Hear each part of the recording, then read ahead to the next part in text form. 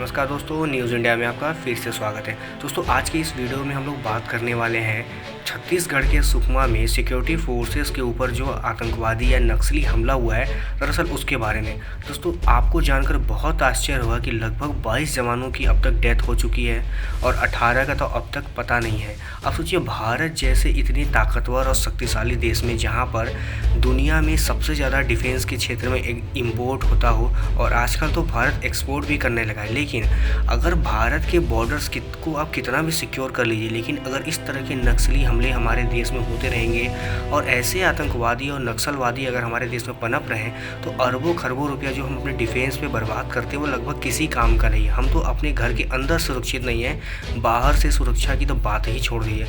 अब आपको जानकर आश्चर्य होगा कि दोस्तों इस गन फाइट में सिर्फ एक नक्सली जो आतंकवादी है उनका एक ग्रुप था, उन्होंने हमारे लगभग 700 जवानों को घेर लिया था और उनमें से एक बहुत भारी हेवी फायरिंग की वजह से लगभग 22 जवानों ने अपनी जान खो दी।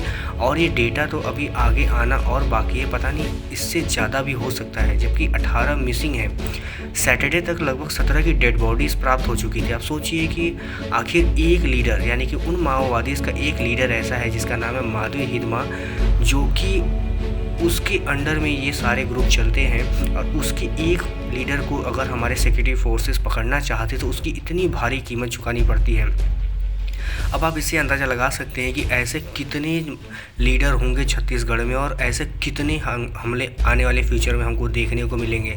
अब आप ज़रूर ये सोच रहे होंगे कि आखिर इतना बड़ा हमला कैसे हो सकता है। क्या हमारे सिक्योरिटी फोर्सेस के पास वेपन्स नहीं थे या उनको सही से जानकारी नहीं मिली थी? तो दोस्तों इसका जवाब है कुछ नहीं पता। यानी कि आप ये सोच सकते हैं कि जानकारी हो या ना हो, लेकिन ये एक तरह का ट्रैप भी हो सकता है, क्योंकि जिस तरह से चकमा दिया गया है सिक्योरिटी फोर्सेस को, ऐसा तो नहीं लगता कि 700 जवानों को आप जो कि पूरे वेपनाइज्ड हों उनको एक जगह पे घेर के और इस तरह से हेवी फायरिंग में उनको मार दें। अब आपको बता दें कि ये जो माओवादी या नक्सली होते हैं इनकी संख्या बहुत ज़्यादा होती है और इनके पास काफ़ी वेपन होते हैं और इनमें मेल और फीमेल दोनों तरह के नक्सली पाए जाते हैं। हालांकि अभी तक की जो रिपोर्ट आई है उसके अनुसार नक्सलियों की बहुत ज़्यादा नुकसान नहीं पहुंचे हैं और ऐसे कोई ख़ास सबूत भी नहीं मिले कि नक्सलियों को बहुत ज़्यादा नुकसान पहुंचा हो। और जिस लीडर को पकड़ने हमारे सिक्योरिटी फोर्सेस गए थे अभी तक उसका कोई अता पता नहीं है। अब दोस्तों आप इससे अंदाज़ा लगाइए कि उसके लीडर की इतनी अच्छी सिक्योरिटी और इंटेलिजेंस है कि 1 किलो उसकी अपने लोकेशन से 1 किलोमीटर की रेंज में समझ लीजिए पूरी की पूरी बहुत अच्छी खासी उसने सिक्योरिटी लगा के रखी थी। यही कारण है कि हमारे सिक्योरिटी फोर्सेस तो उसके आसपास भी पहुंच नहीं पाया और इतनी बड़ी हादसा को अंजाम उन्होंने दे दिया।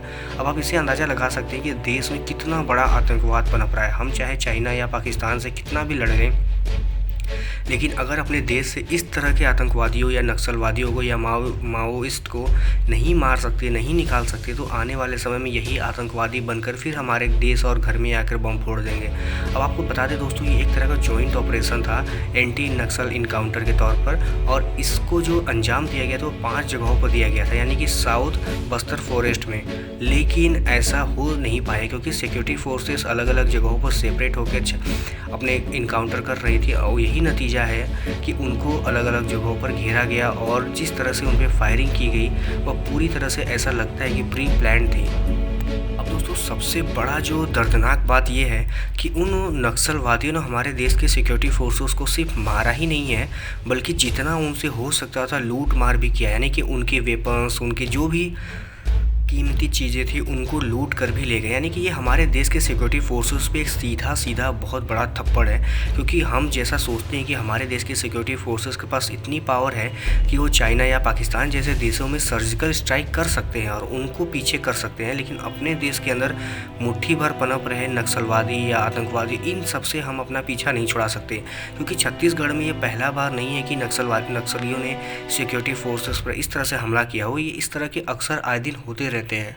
दोस्तों बात यह आती है कि क्या होगा अब इसके बाद। क्योंकि नक्सलवादियों ने तो अपनी तरफ से एक शुरुआत कर दिया है कि वह न तो हार मानने वाले हैं और न पीछे हटने वाले हैं। तो अब क्या ऐसा देखने को मिल सकता है कि जैसा एक सर्जिकल स्ट्राइक पाकिस्तान में हुआ था, वैसा ही एक सर्जिकल स्ट्राइक फिर से छत्तीसगढ़ में देखने को मिलेगा या नहीं, या फिर ये नक्सलवादी ऐसे ही छुपते बैठते भागते रहेंगे और आए दिन हमारे देश के सिक्योरिटी फोर्सेस को अपनी जान देकर उनके पीछे जाना पड़ेगा।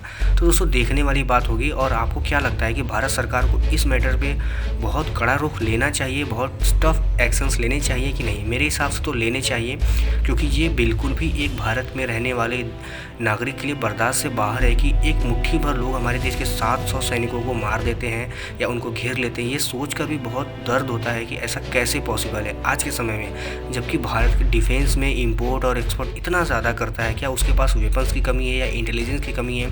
आखिर कमी है तो कहाँ है? दोस्तों आप अपने राय मुझे कमेंट में ज़रूर बताइएगा कि ये न्यूज़ आपको कैसा लगा।